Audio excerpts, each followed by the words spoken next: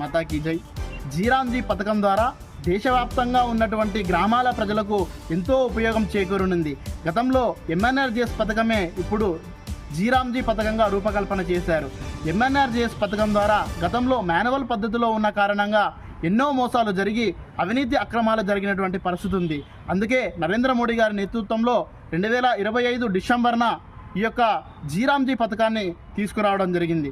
ఈ యొక్క పథకం ద్వారా ఆర్టిఫిషియల్ ఇంటెలిజెన్స్ని ఉపయోగించి గ్రామ స్థాయిలోనే వారి యొక్క తంబు అదేవిధంగా ఫేస్ రికగ్నిషన్ కారణంగా అవినీతి అక్రమాలను ఆపేటువంటి పరిస్థితి ఈ యొక్క జీరాంజీ పథకంలో రానున్నది. అదేవిధంగా 100 రోజుల పనిని 125 రోజులకు పనికి పెంచడం వల్ల గ్రామీణ స్థాయిలో ఉపాధి కల్పన మరెంతో మెరుగుపడేటువంటి అవకాశం ఉంది.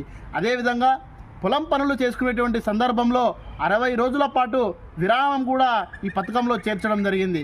కాబట్టి ఈ యొక్క పథకంలో అవినీతి నిర్మూలించేందుకు ఈ యొక్క పథకం చాలా ఉపయోగపడుతుంది. కాబట్టి దేశవ్యాప్తంగా ఉన్నటువంటి ప్రజలందరూ కూడా ఈ యొక్క పథకాన్ని స్వాగతించాలని చెప్పి కోరుతూ నాగరాజు, ధన్యవాదాలు.